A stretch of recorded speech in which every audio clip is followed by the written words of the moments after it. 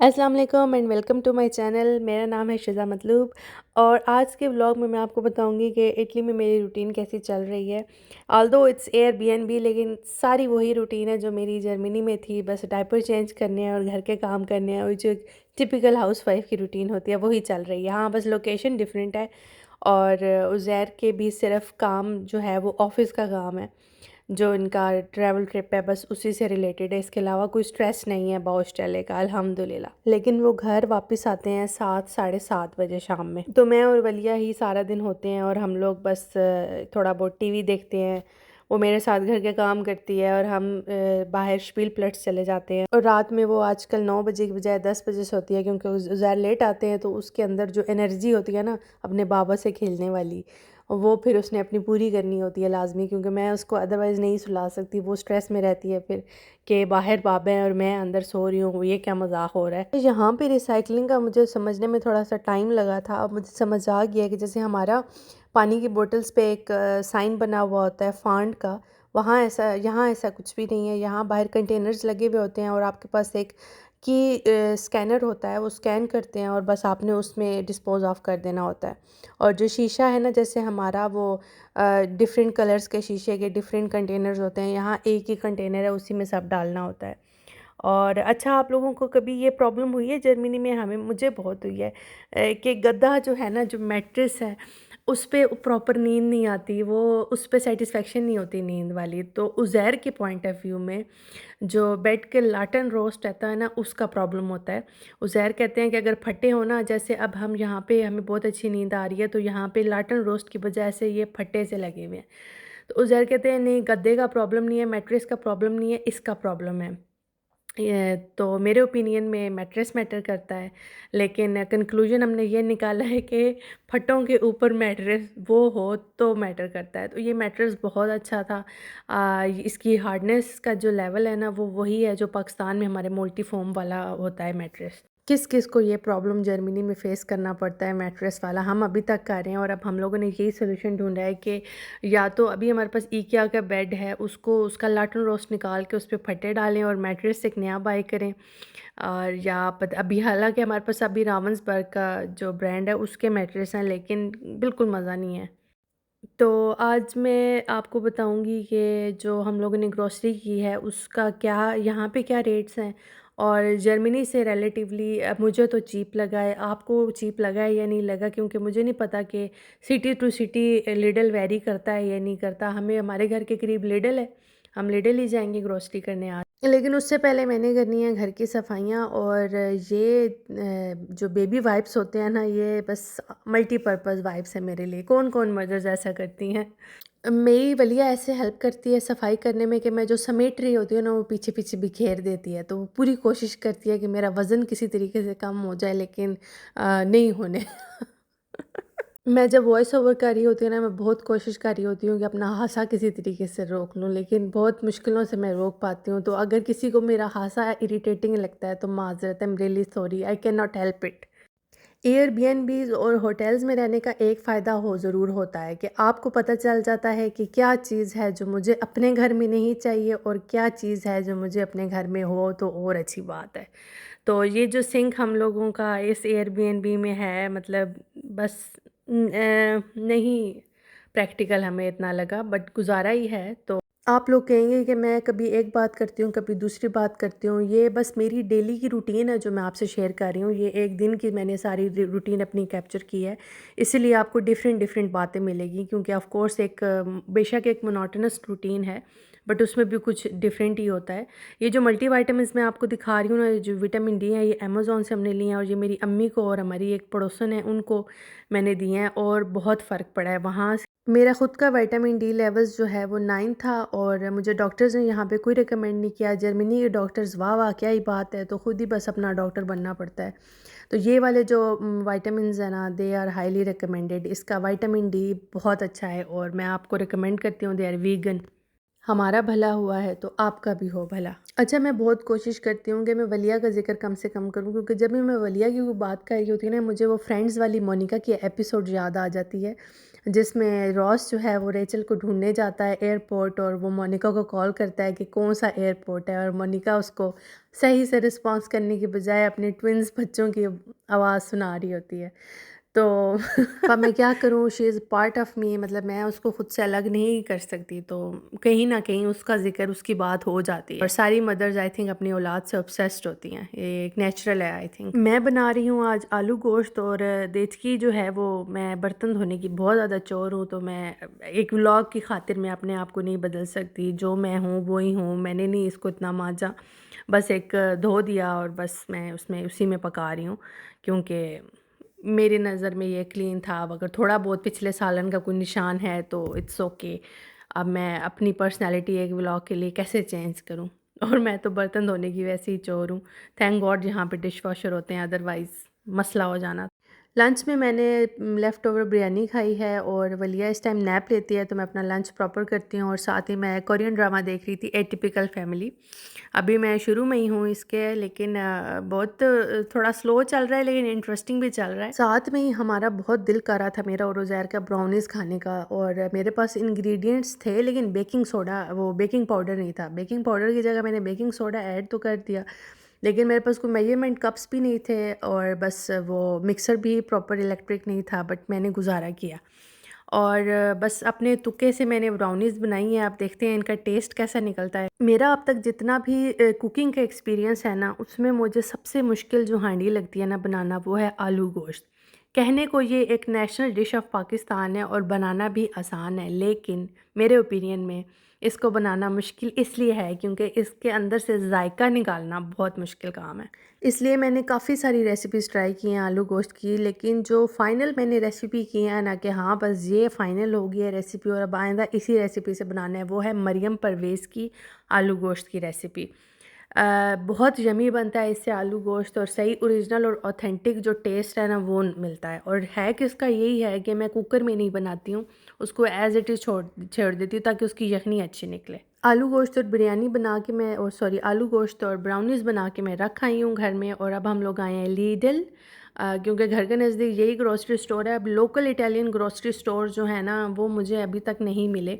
अगर कोई रहता है इटली से, मेरा कोई व्लॉग देख रहा है, तो मुझे प्लीज़ रिकमेंड कर दे, मैं मैप्स के थ्रू पहुंच जाऊंगी। तो अब स्टार्ट करते हैं अपना ग्रोसरी का प्रोसेस, और सबसे पहले जो सेक्शन आता है वो एप्पल्स का ही आता है, मतलब फ्रूट्स का आता है। तो एप्पल्स यहाँ पे भी जर्मनी की तरह कई टाइप्स के थे, और उनके रेट्स शुरू हो रहे थे 1.69 यूरोस टू 4 यूरोस, इसके दरमियान थे सारे रेट्स।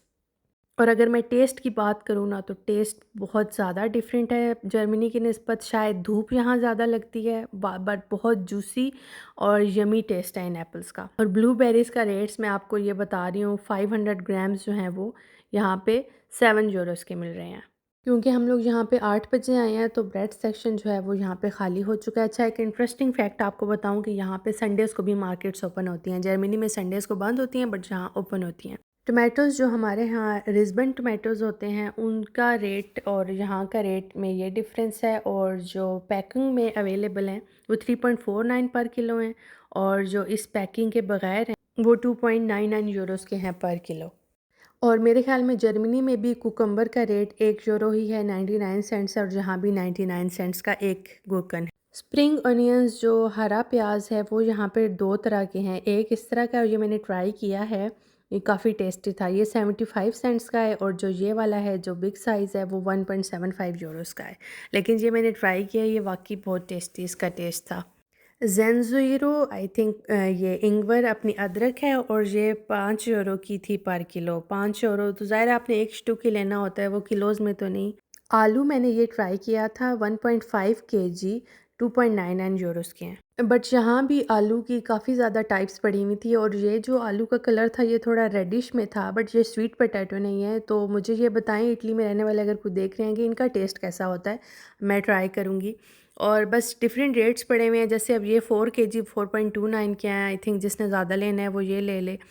बट अभी हमारे पास घर में पड़े हुए हैं आलू और प्याज दोनों, तो हम लोग वो नहीं बाय कर रहे। बट ओवरऑल मुझे यही लगा है कि इनके रेट्स भी जो हैं आलू के, वो जर्मनी से मिलते जुलते ही थे। कोई इतना ख़ास मेजर डिफरेंस मुझे नहीं लगा आलू का। और प्याज भी जो हैं वो 1.19 का 1 kg से स्टार्ट हो रहा था, और आगे डिफरेंट टाइप्स पड़ी हुई थी, 4-5 किस्म के डिफरेंट प्राइसेस, रेड और दूसरा जो वाइट अनियन है दोनों, और ये प्राइसेस है 1.29 एंड 1.69 पर किलो। लहसुन, गार्लिक, आलियो, जो स्पैगेटी आलियो ओलियो है, उससे मुझे पता था कि आलियो को ही लहसुन कहते हैं। तो ये जो है 1.19 एंड 1.49 का, इसमें 4 स्टुक होते, यानी 4 पीसेस होते हैं इसके अंदर, और कुछ में 5 भी होते हैं। बनानास यहाँ पे कार्टन्स के अंदर इस तरह लिफाफे में पड़े हुए थे, और ये 1.39 के पर किलो हैं, और आई थिंक जर्मनी में भी यही रेट है, या शायद 1.69 है, मुझे श्योर नहीं है, अब मैं भूल चुकी हूँ। बिस्किट्स के यहाँ पे बहुत ज़्यादा वैरायटी है, वो वाले बिस्किट्स यहाँ पे अवेलेबल हैं जो हमारे यहाँ नहीं है अवेलेबल। तो ये जो ब्लू वाला मैंने पहले पैक दिखाया ना, ये मुझे लग रहा था जैसे गाला जैसा इनका टेस्ट होगा। फिर मैं ये लेके गई थी घर में लास्ट टाइम ही, और मैंने ट्राई किए हैं, और वाकई ये गाला से मिलते जुलते हैं इनका टेस्ट, तो मज़ा आ गया था खा के। और ब्रेड्स की भी यहाँ पे बहुत ज़्यादा टाइप्स, और जर्मनी से डिफरेंट है ऑफ कोर्स, इटली की कुजीन डिफरेंट है जर्मनी से। तो मैंने इसके काफ़ी इंग्रेडिएंट्स मोस्टली के चेक किए थे, सब में था, ऑलमोस्ट सब में ही था इथाइल अल्कोहल का। कुछ मुस्लिम्स इथाइल अल्कोहल को इस कंसिडर करते हैं कि जब वो मतलब बनती है प्रोडक्ट तो उसका असर ख़त्म हो जाता है, बट कुछ मुस्लिम्स अवॉइड करते हैं, और हम लोग भी अवॉइड करते हैं इस तरह। तो ये रोटियां भी मुझे मिली थी और बड़ी टेस्टी लग रही थी, पर जब मैंने इनके इंग्रेडिएंट्स चेक किए गूगल ट्रांसलेट से, तो इसमें भी इथाइल अल्कोहल था। बड़ा दुख हुआ था मुझे, दिल टूट आंसू फूट्स वाली सिचुएशन हो गई थी। मोज़रेला चीज़ का पैकेट है 2.39 का आई थिंक। गूगल ट्रांसलेट ने तो यही बताया था कि ये क्रीम चीज़ है, और क्रीम चीज़ 99 सेंट्स से लेके 1.49, और फिलाडेल्फिया वाला वही रेट है जो होता है 2.29।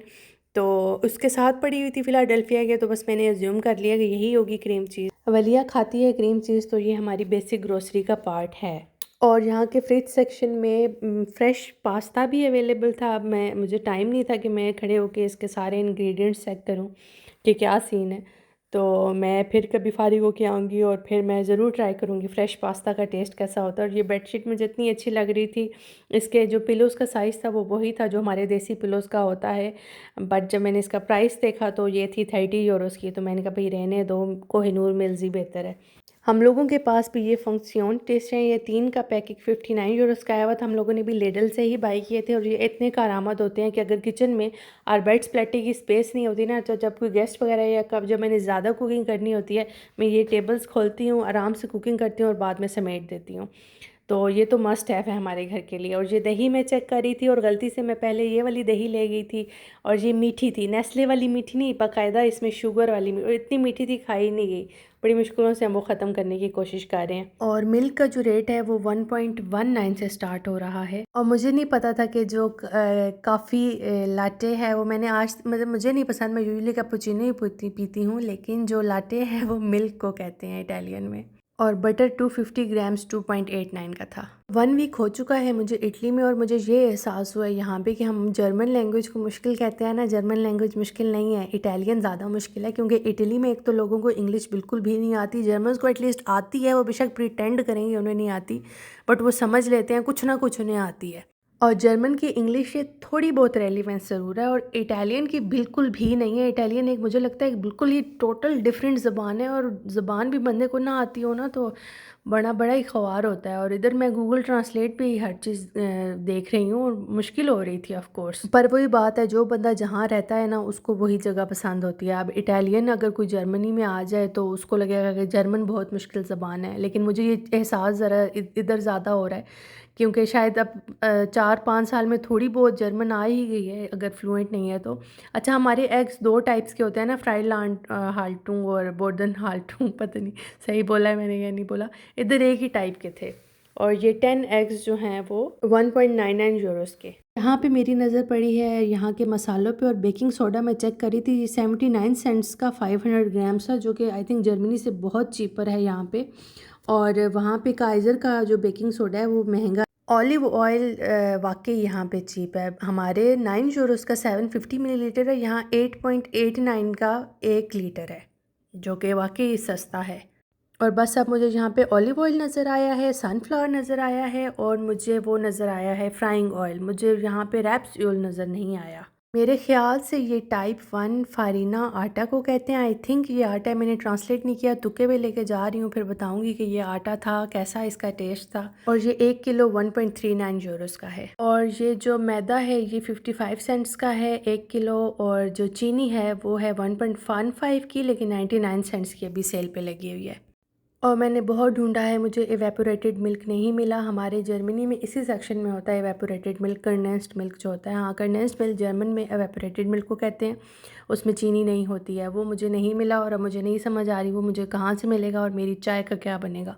आलू, प्याज, लहसुन, अदरक घर पड़े हैं, फ़िलहाल मैंने ये चीज़ें बाई की हैं। डायपर्स डिस्पोज़ करने के लिए भी मुझे 1 लीटर वाले लिफाफे यहाँ से नहीं मिले, और मुझे मॉस्किटो स्प्रे चाहिए था, मुझे वो भी यहाँ से नहीं मिला।